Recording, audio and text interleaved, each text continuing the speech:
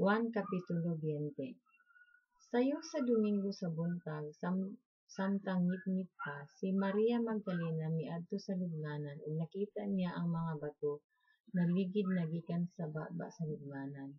Midagan siya og miadto kang Simon Pedro ug sa tinun-an nga gimahal ni Jesus ug giingnan niya sila. Gikuha nila ang lubnganan ang Ginoo ug wala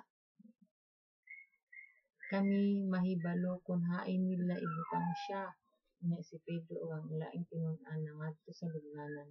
Nagdagan silang duha apan ang maong tinun-an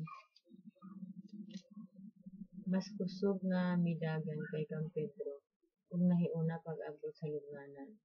Gitukubo siya ug iyang nakita ang panapton nga lino apan wala siya misulod. Miabot si Simon Pedro sunod kaniya ug midiretso siya ngadto sa lubnganan ug nakita nila didto ang panapton nga lino ug ang panapton nga giputos sa ulo ni Jesus.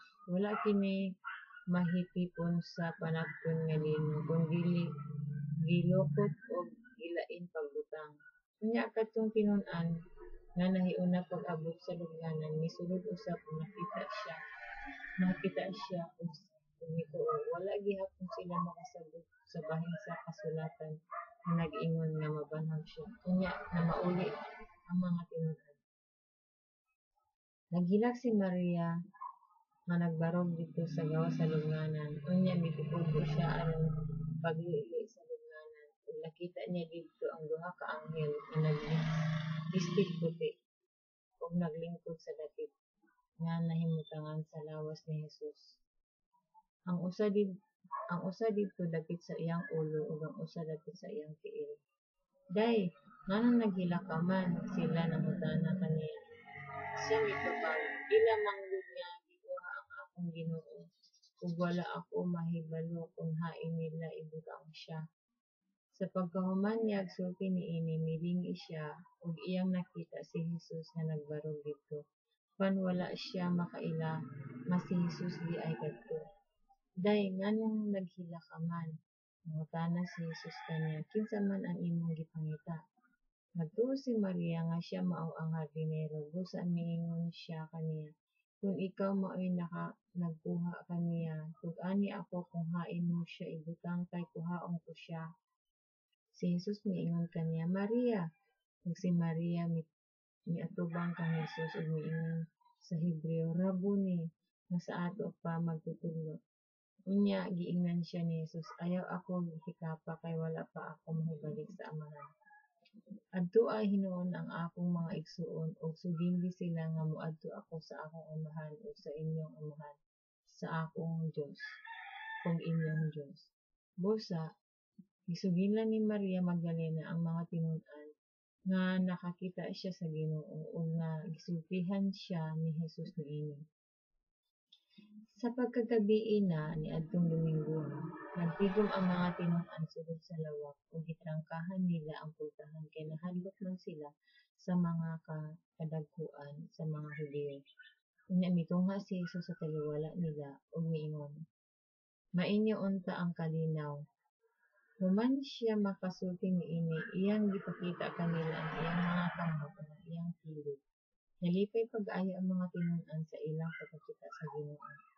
Unya si Jesus miingon kaniya pag-usab, Mainyo unta ang kalinaw, ingon nga gipadala ako sa Amahan, ako usab nagpadala kanimo. Gisulti niya kini ug unya gihuy pa niya sila ug giingan, dawatan ninyo ang Espiritu Santo.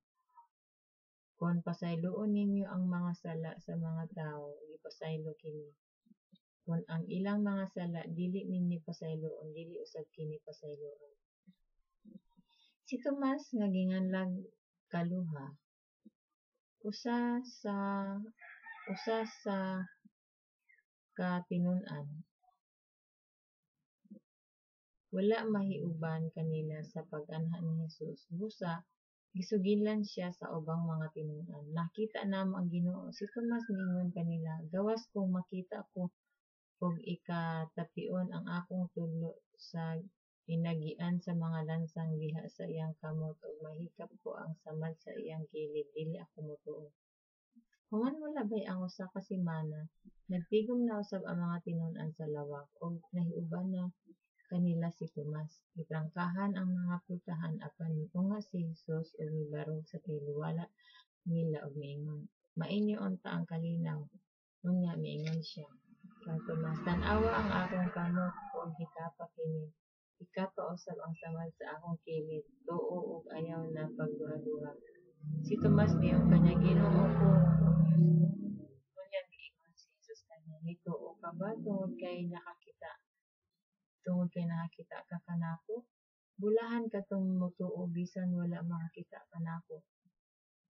Ug daghan pang mga milagro nga gibuhat si Hesus sinaksihan sa iyang mga tinun-an nga wala mahisulat niining basahona. Apan gisulat kini aron kamo motuo nga si Hesus mao ang Mesiyas, ang Anak sa Dios, ug pinaagi sa maong pagtuo makabaton kamo og kinabuhi diha sa iyang ngalan.